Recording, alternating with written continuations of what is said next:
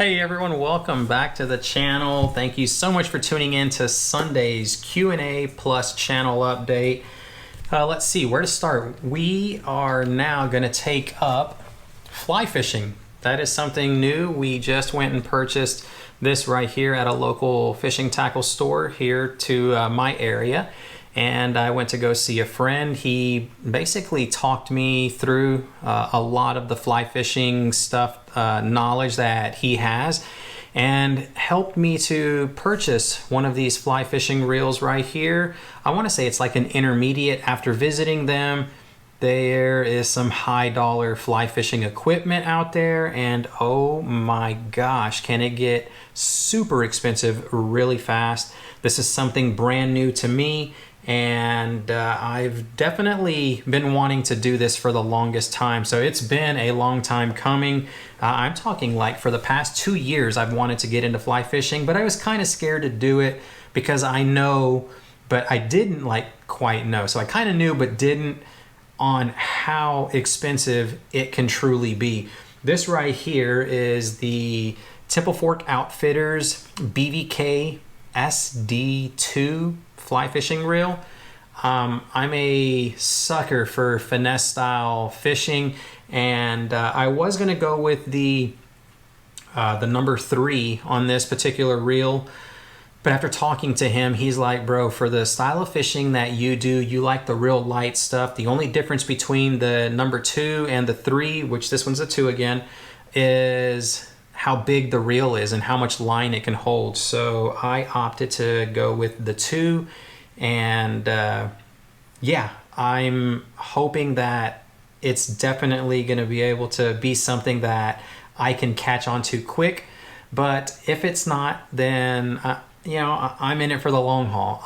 This is something that I'm truly going to learn how to do, and based off of a lot of the comments that I've been receiving from YouTube, Instagram, and Facebook, y'all are telling me that I'm absolutely going to love this, and that y'all hope that I'm filming whenever I do catch my first fish. So I'm looking forward to that. This fishing reel is pretty light. I haven't held a whole lot of fly fishing reels, but I have did my research online, and that was one of the things that I was trying to ensure that I did go with, something very light. So we got this fishing reel right here, and then we're starting out with also a Temple Fork Outfitters fly fishing rod. This is the Axiom 2. I know that there's another lineup of the Axiom that is the 2X or something like that. So again, probably around the mid-grade style setup.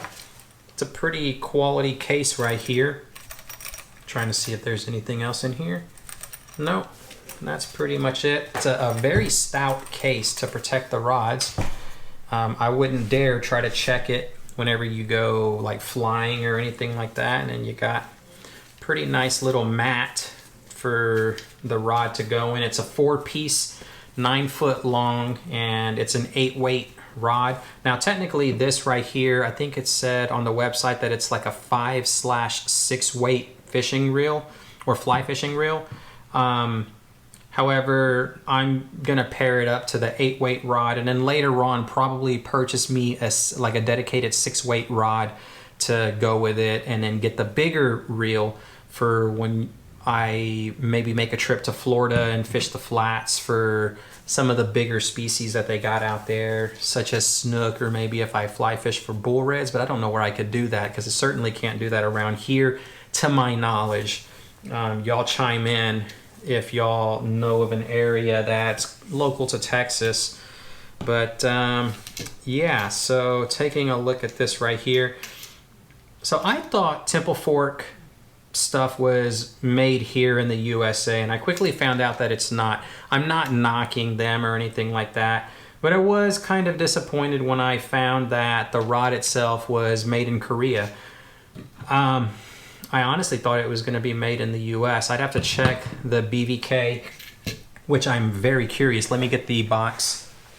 All right, here goes the box to the reel, and I'm curious, is it made here, or is this also made in Korea or somewhere and not the US? Because my next purchase will probably be something from, yeah, it doesn't have anything as far as where it's made.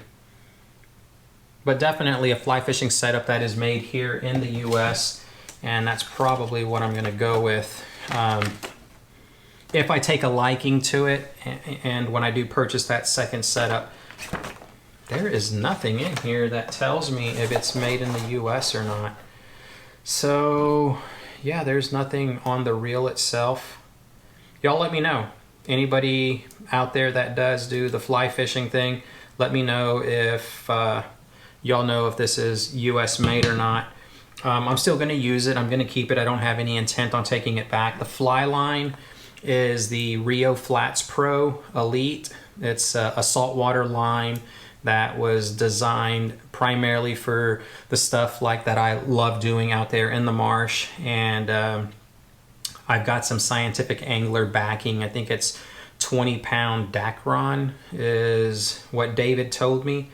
And the fly line itself, again, is an 8-weight, 100-foot long, and it's like a 3-tone fly line. I believe the first 40 feet or so, 50 feet maybe, or something like that, is not okay. So yeah, don't quote me on it, but let me get the box for some of you geeks out there. That's 62 feet. All right, so I just did a little bit of math right there. The fishing line itself is made in the USA, and it's the Rio Saltwater Tropical Series Flats Pro Elite. That is a mouthful. It's the 8-weight, and we got the gray sand kelp color. So the kelp, I want to say, is the end of my fly line that is going to be presented to the fish. That is 19 feet long, and then the next color is another 19 feet, and then the last remaining portion of my fly line is 62 feet. Made in the USA. I was told by Sightcast Fishing, one of the owners, to make sure I do not skimp out on the fly line. Also, David Trail Chaser, one of my buddies who's also on YouTube, said do not skimp out on the fly line. Get you some good stuff, because the other like cheaper knockoff Chinese imitations and stuff like that, they're just going to give you a headache. They're not as good as the proper stuff. So we didn't skimp out. This stuff is very expensive, but I went on ahead and got it so that I have a good first experience with it. So that's the fly line that we got. And going back to why I'm even bringing it up was I thought Temple Fork Outfitters was like USA made. Apparently I'm standing corrected, because that right there is the Made in Korea sticker. So not knocking them or anything like that. I would just prefer for my fly fishing rod setup to be American made. Taking a look at it, it seems okay. I'm just gonna have to get used to it, and then get used to a lot of the fly fishing terminology. But let's see, is this like locking, or do you just push it down? I think you just push it down and like kind of seat it, probably. Yeah, I guess so. Just like a small little tight nudge towards the butt of the rod, and that's probably going to seat it down.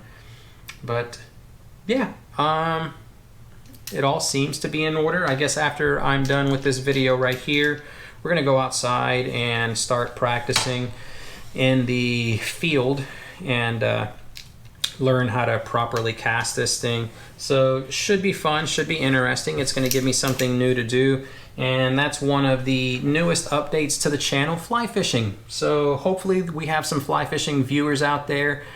To my knowledge, I think we do, because I posted this on Instagram and Facebook, and not a lot of you, but some of you have started making your comments like you're gonna absolutely love this, as I alluded to earlier.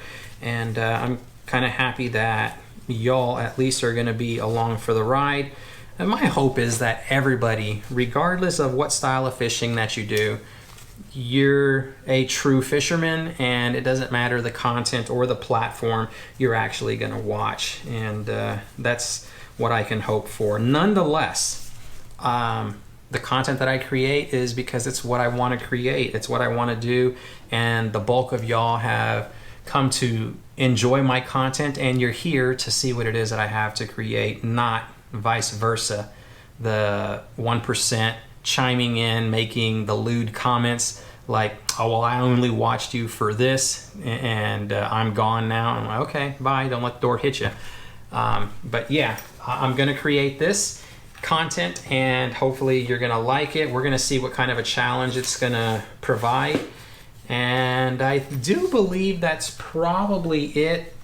We had to cancel a fishing trip going down south to Port O'Connor because of like family business. And long story short, I didn't have anybody to watch my pets. And myself and Christian were gonna go to Port O'Connor for 3 days to do some fishing out there, put this to some use. And yeah, so we'll probably entertain that hopefully next week or so, but we'll see how that's gonna come. I did purchase 3 flies from the sporting goods store, and this is what I'm gonna start out with. I don't know much of anything about this world, so I will take it as it comes, but these things, they weigh absolutely nothing. I mean, look at that. It looks like bucktail fur right there. And I got another one right here. It kind of looks like a shrimp or something. I mean, all of these, that looks like a minnow, 2 minnows. I believe David said these were Clouser minnows. And then this one is like some sort of a crab style thing. So we got 3 flies to start out with, and they were fairly inexpensive. And we'll pick up more as we go. I got to get like probably a dedicated or a proper fly fishing box so that I'll be able to start collecting tackle by way of flies and see how it is that that's going to work. But yeah, that's the update with the channel.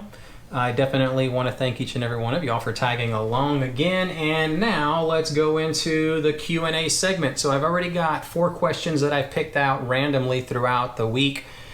And that's probably what I'm going to do. If I don't respond to your comment or question, because it's mainly questions that I'm going to dedicate a drawn out response to, I'll respond letting you know that, hey, I'm going to answer this during the Sunday Q&A because this is something that I want to do. It's super easy. It also gives me something to do on the weekend. So that's what I'm going to try and hold myself to. All right, so the very first one comes from Andrew Turner.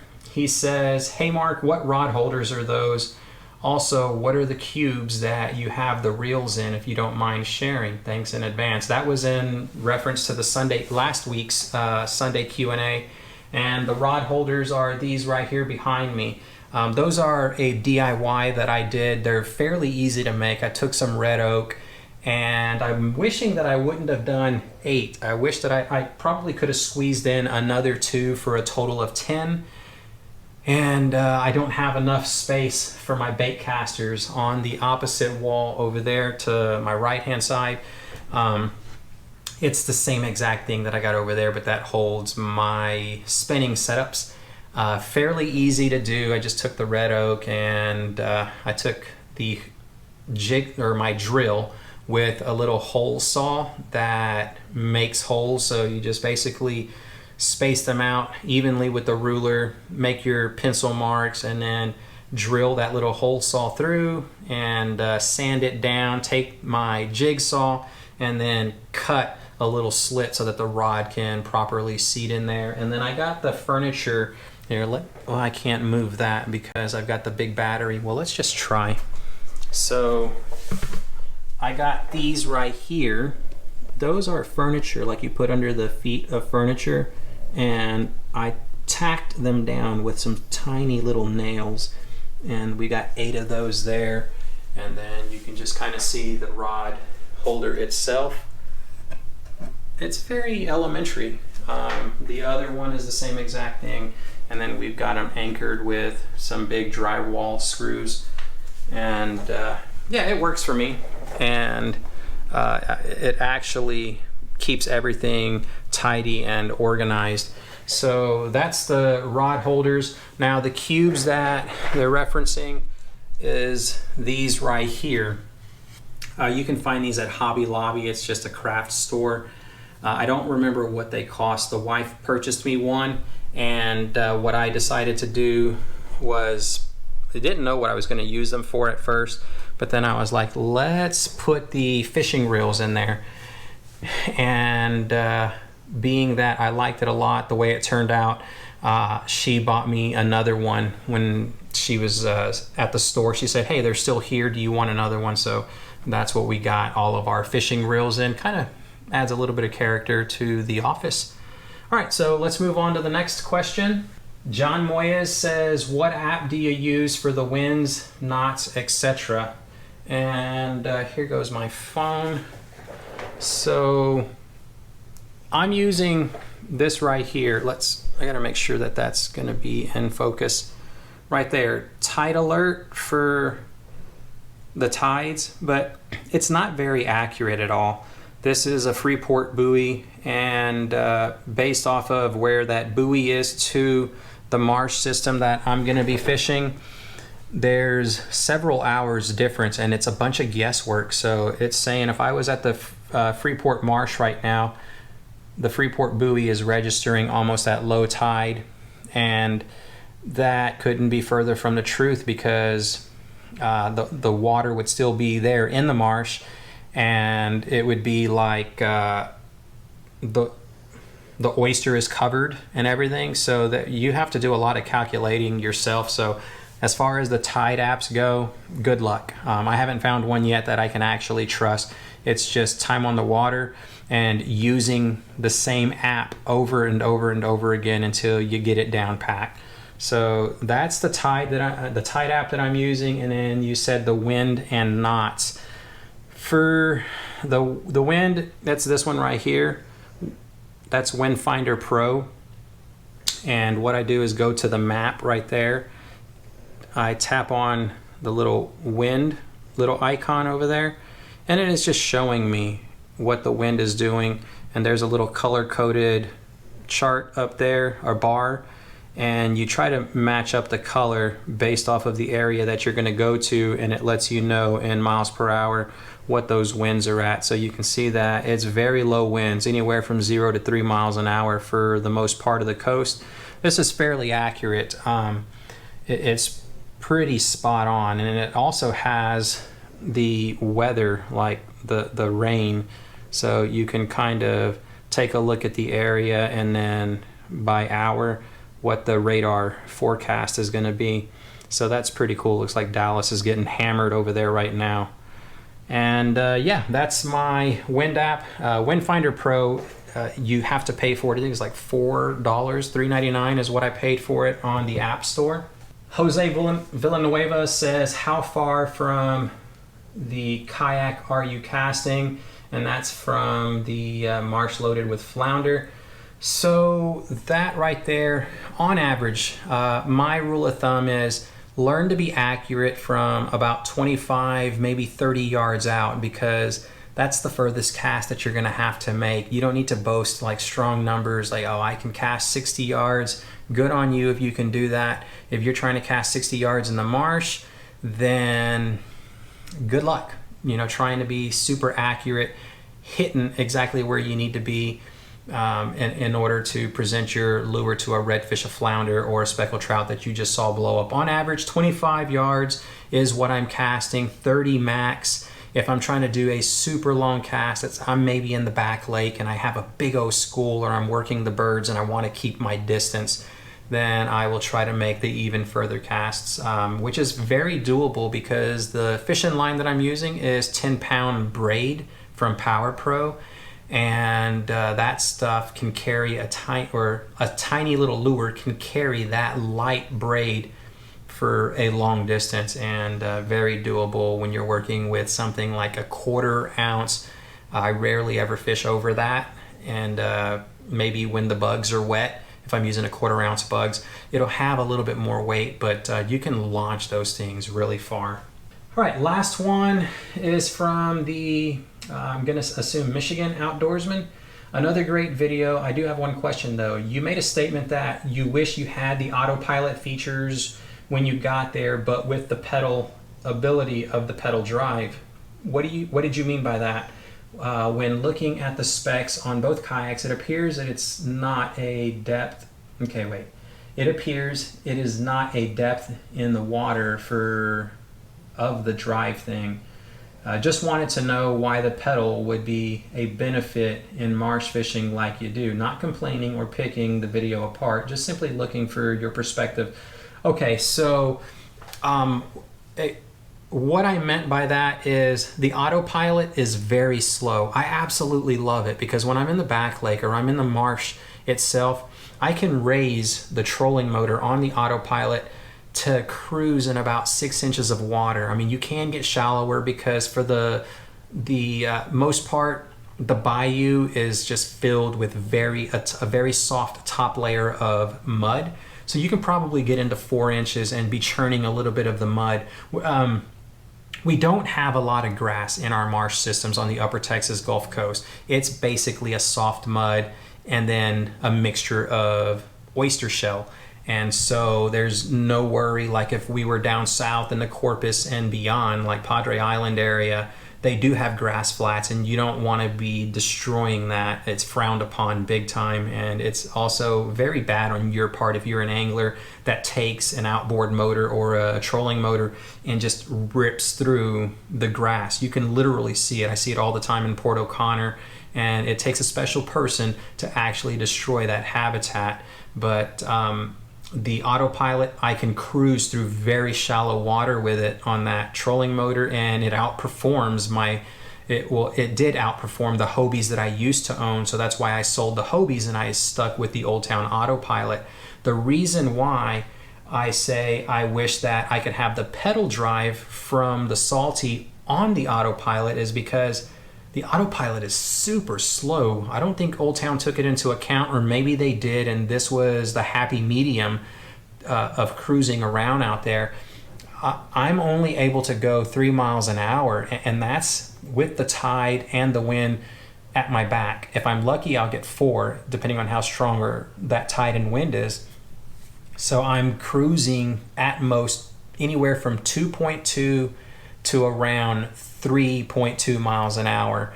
And when you're going against the tide and you're at 2 miles away from the ramp is where the marsh system is located, and you're only going 2 miles an hour, that's 1 hour's worth of time that you've already wasted just commuting from A to B. If you have the pedal drive attached, like if you had the best of both worlds on that autopilot, or vice versa, I don't care, however, in what combination they do it on whichever kayak, if you had the autopilot ability with the pedal drive ability, the pedal drive on the Salty, I can cruise at about 4 miles an hour. And if I'm in a big hurry, I can sustain 5 miles an hour. I've already tried it and darn near killed myself because I was exhausted by the time I was done. I could sustain about 5 miles an hour, but be hurt the next day. So I sustained in between 4 and 5 for a total of, I want to say 30 plus minutes to hurry up and get back to the ramp to try to beat out a pop-up thunderstorm that hit the coast when I was out there in the marsh.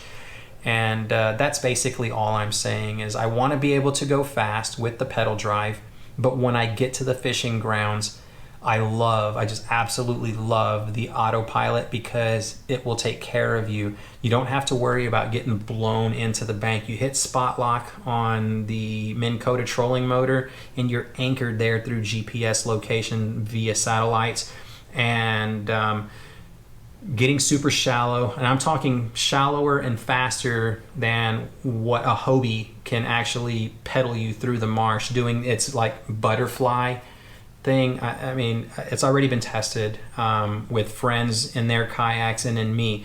Half the time I'm behind a friend and literally with the autopilot pushing their kayak through the shallow marsh.